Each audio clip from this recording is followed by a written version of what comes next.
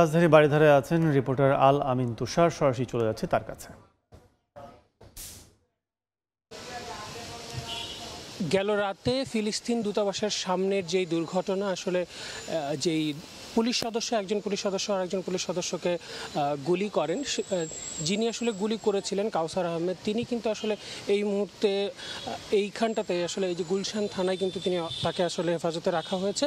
রাতেই কিন্তু পুলিশ মহাপরিদর্শক আমাদেরকে জানিয়েছিলেন যে তাকে নিরস্ত্র করে, সোয়াটের মাধ্যমে নিরস্ত্র করে তাকে কিন্তু পুলিশি হেফাজতে নেওয়া হয়েছিল এবং তাকে কিন্তু এখানে রাখা হয়েছে।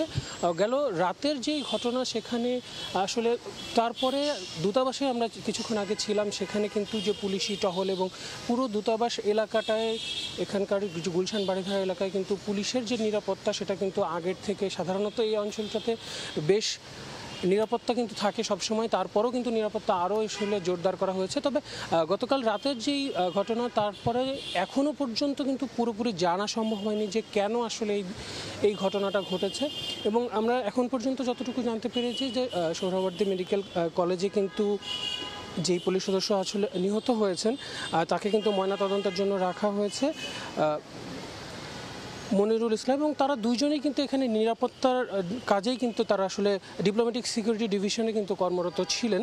এবং মনিরুলকে কিন্তু হঠাৎ করে আমরা যতটুকু এখন পর্যন্ত জানতে পেরেছি যে রাত 1:45টার সময় আসলে মূলত এই গোলাগুলি হয় এবং কথা কাটাকাটির ফলে আসলে এক পর্যায়ে এই গোলাগুলিটা আসলে হয়েছিল। এবং সেখানে জাপান দূতাবাসের একজন গাড়ি চালক, তিনিও কিন্তু ওই গোলাগুলিতে আহত হন।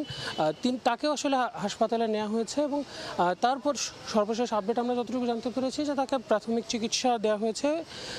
এবং এছাড়াও এখানকার, যখন আমরা গুলশান থানায় এখন পর্যন্ত যখন অবস্থান করছি, সেখানে আমাদেরকে যেটা জানানো হয়েছে যে এখানকার যিনি আছেন তিনি বলছিলেন যে পরবর্তীতে আসলে যেই যত ধরনের জানানো হবে, সেটা আমাদেরকে পুরোপুরি জানানো হবে যে আসলে কি কারণে হয়েছে, সেটা ইনভেস্টিগেশন চলছে এবং খুব দ্রুতই আমরা জানতে পারবো এবং জানলেই আমরা আসলে আমাদের দর্শকদেরকে জানাতে পারবো। এই ছিল এখান থেকে আমাদের কাছে সব শেষ।